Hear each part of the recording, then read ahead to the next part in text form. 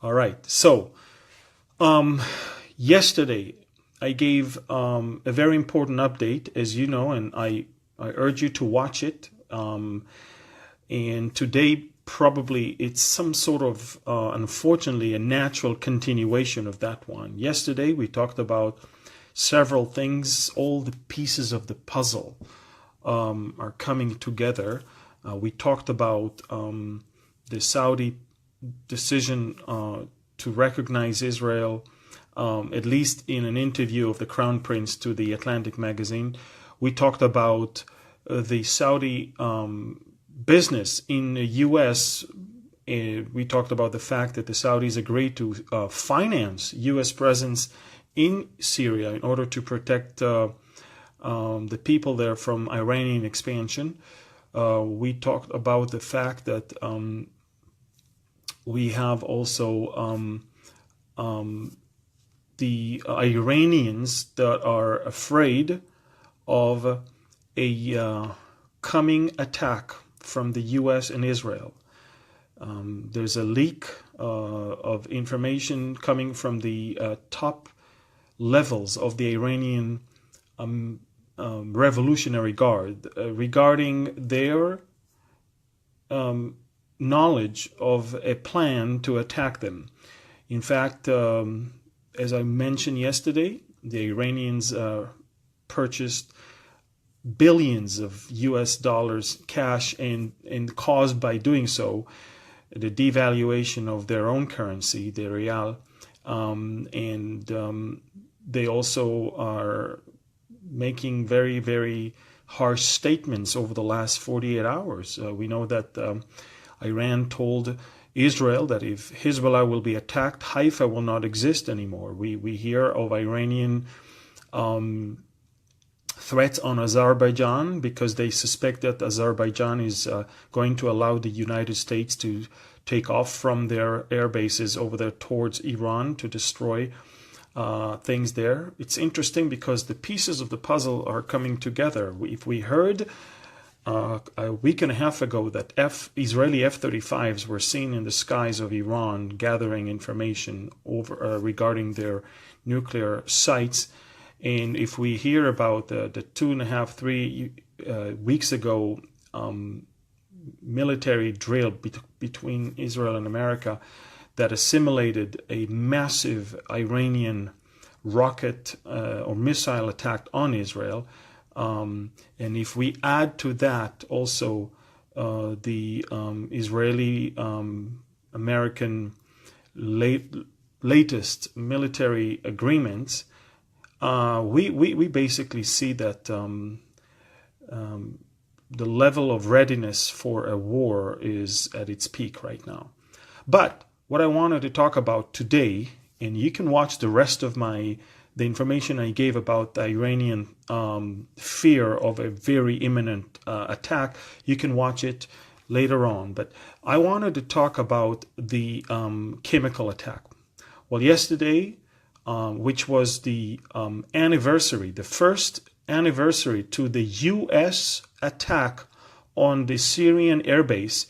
If you remember, it was April 7th that President Trump ordered 59 cruise missiles to be fired from a naval vessel of the U.S., I think the U.S. 6th Fleet, all the way to the Khmeimim airport, where the MiG that dropped the chemical weapon, the bombs with the chemical weapon over the Khan Shaykhun neighborhood south of Idlib, that's where he took off from. I remember a year ago, I reported right here that Israel gave America not only the name of the pilot, but also the serial number on the tail of the aircraft that took off. We also gave the Americans the radio communication between the Syrian Air Force and some chemical weapon experts. They wanted to know how successful a dropping of that particular gas is going to be. So all of those evidences were given to the Americans, and the Americans decided not to hesitate and to strike. And on that anniversary of the the first Trump strike in Syria, and I remember I was in Israel, we reported from the Golan Heights. A year later, which is yesterday, the Syrians decided, in an act of defiance, they decided to take a helicopter and drop a barrel full of chemical agent. And we're not even sure yet if it's only chlorine or if it's sarin gas with it or what. But from what we know, the problem is that the heavy bombing caused many families to be together in closed rooms. And when chemical agents get into those closed rooms, under the door or through the windows or whatever it is, whole families were killed, basically. We're talking about the official number right now is over 100, but the non-official number is over the 300, of which many are children and women. Now, how do you know that the Syrian regime did that? You know that because, first of all, I will spare you from the actual intelligence that we have. And we're not going to talk about the type of helicopter, the tail number of the helicopter. We're not going to talk about that one right now. But we're going to talk about the obvious things. The obvious thing is this. The obvious thing is that the minute they do that, the Syrian army immediately seal off everything, is not allowing any help to come in or any documentation to be done by an outer source. In other words, the only thing we got that verified this was basically Facebook Live reports of locals using their cell phones. Now, because it was Facebook Live and because it was live reports, you knew exactly that a chemical attack is indeed taking place. But what the Syrian regime is saying is that this is a broken record. And what the Iranians are saying, it's fabricated. And what the Russians are saying is that it never happened. Ladies and gentlemen, when you watch live reports of hundreds of civilians being treated with a white foam coming out of their mouth and being treated for a massive chemical attack, and there are countries around the world that are saying it never happened, it's fabricated, it's a broken record, let's stop it. Guys, you understand that the next thing that happened was that the Syrian regime says, well, we are ready to sit and negotiate, and we have reached an agreement to evacuate all the rebels from that area, which is exactly what they wanted.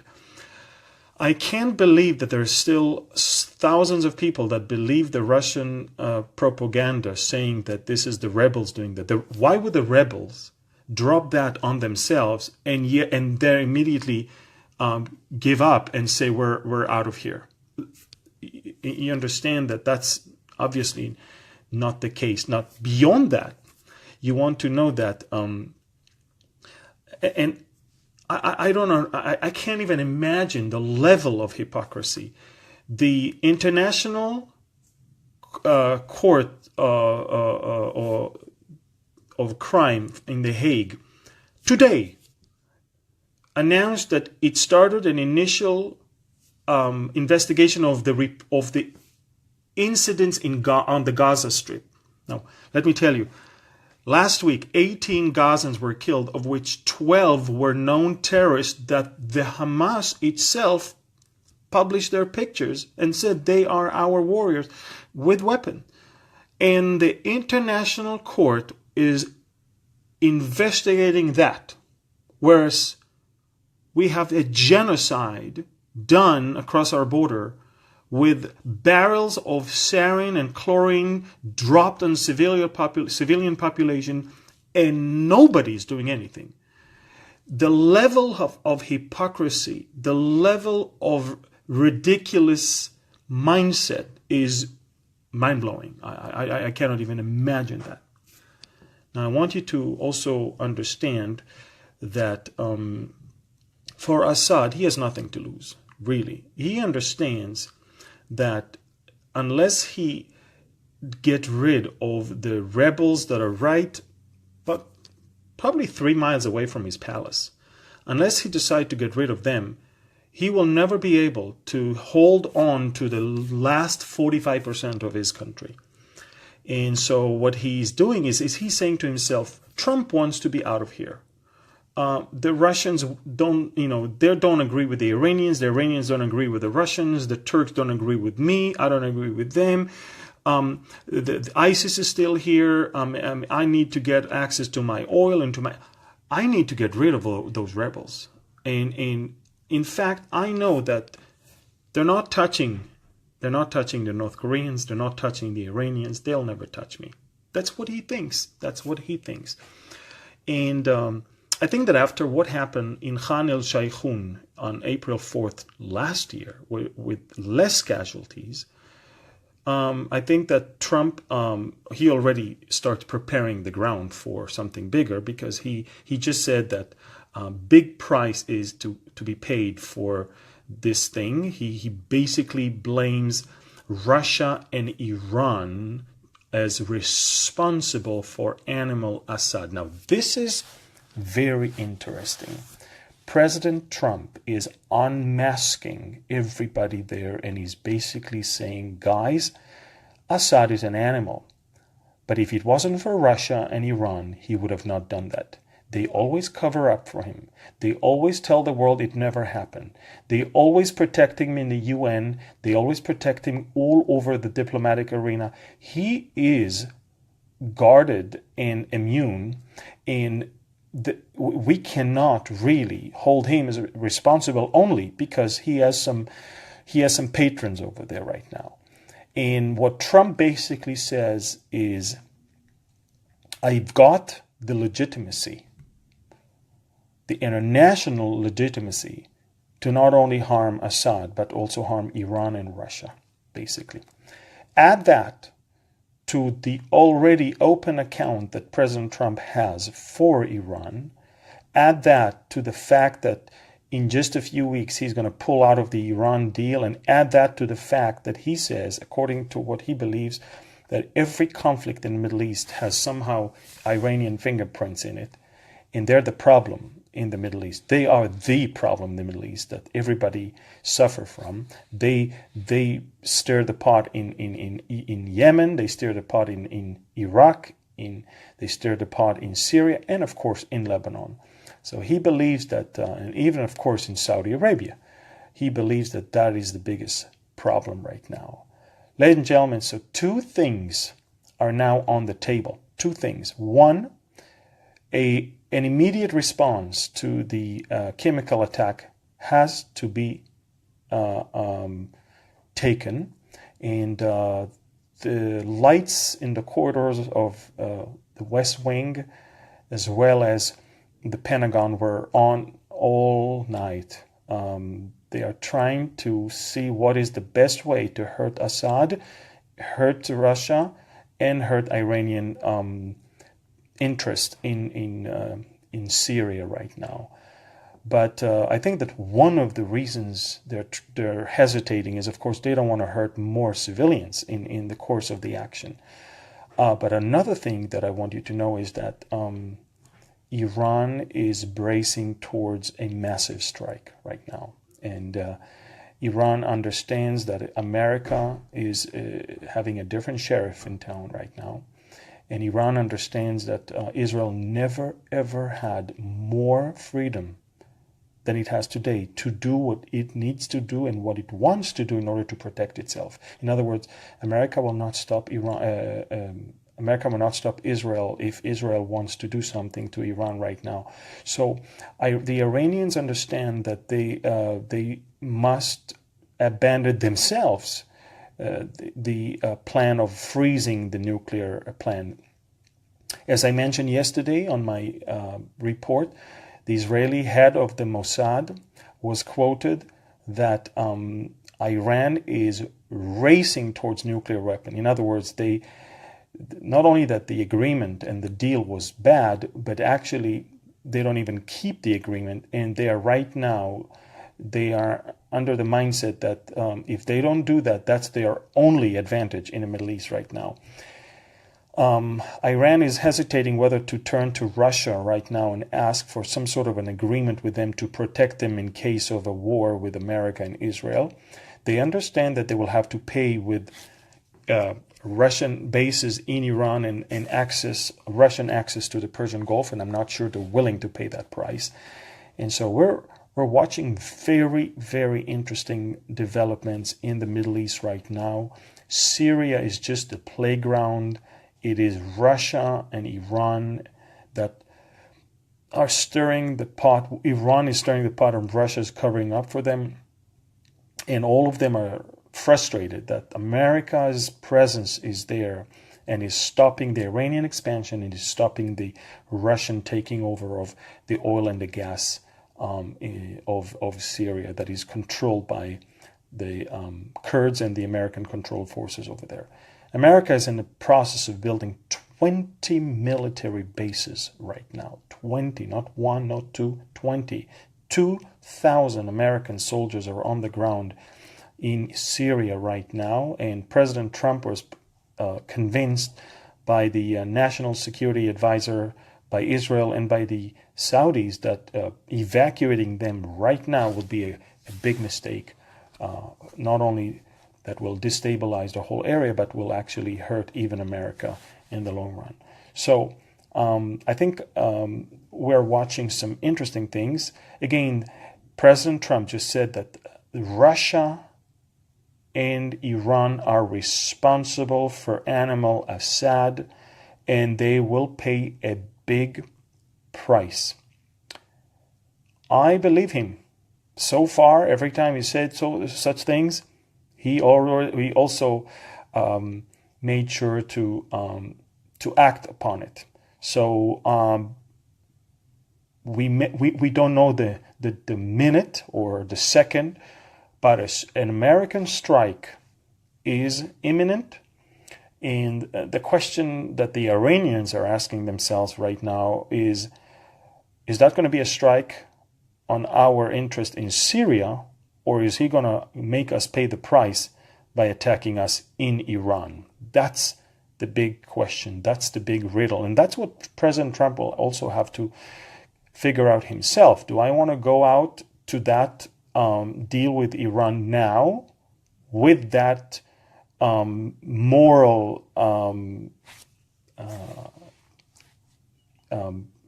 the moral justification for it, or am I going to leave it for later?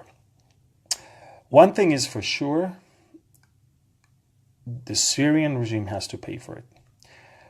I couldn't watch all the videos. I mean, I've seen a lot of bad things. I've seen beheading of people. I've seen, I've seen, people burned alive by ISIS. I've seen a lot of horrible things. But when you see children exposed to chemical weapon and to chemical agents, and when you see the shock on their faces, when you see, and I have a 4-year-old, I know what it is. When a child, is so innocent, and when you see that the majority of the victims are children and women and innocent people, that somebody has to pay the price for that not to happen again. Unfortunately, when someone sees that nothing happens, he will do it again and again and again. And he is doing that over and over again and again to his own people. He's laughing at the world. He is, because he's got Russia to tell the world that it never happened, and Iran to tell the world that it's fabricated. And he's saying it's just a broken record. The rebels cannot live with the fact that they're losing. That's what he basically says. Well, over 2,000 people just from that part of East Ghouta, and this part today was the city of Douma. Over 2,000 people died there.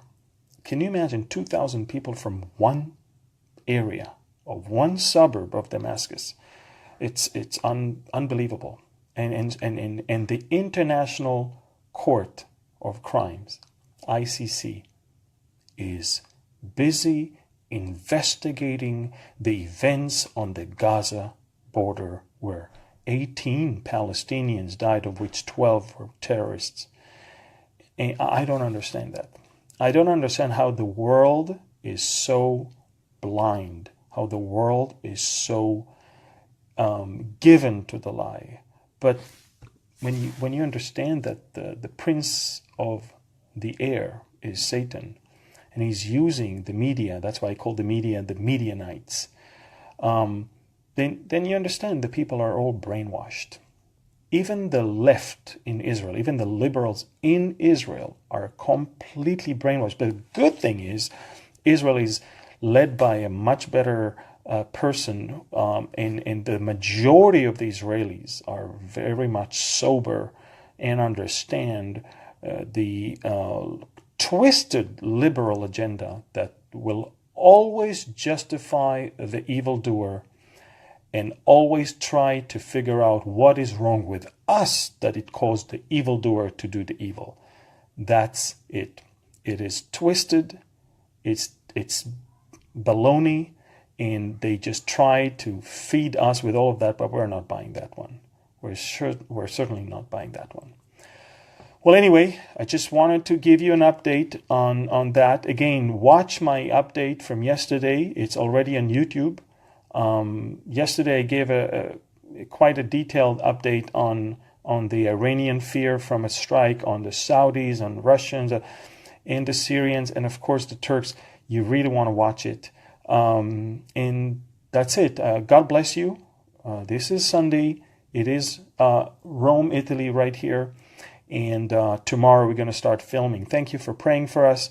Unfortunately, tomorrow is going to rain a little bit, but we're going to try and wait until the afternoon to do the filming. I'm going to give 2 messages tomorrow in Rome. One is in Rome, when in Rome, to the Jew first. I will tackle the issue of why is it that it was said to the Jew first, and why is it that in the epistle to the Romans, Paul writes so many things about Israel and the Jewish people and the law of Moses. So we try to understand that. And then, of course, the day after tomorrow, we're going to go to the region of the Vatican, and I will give a message. It is not about religion, brother. And we can try and understand what is it that God wants us to do, and is religion the answer or the problem? From there, we'll continue to Athens, Corinth, and conclude in Thessaloniki. Thank you, God bless you, and shalom from Rome. Bye-bye.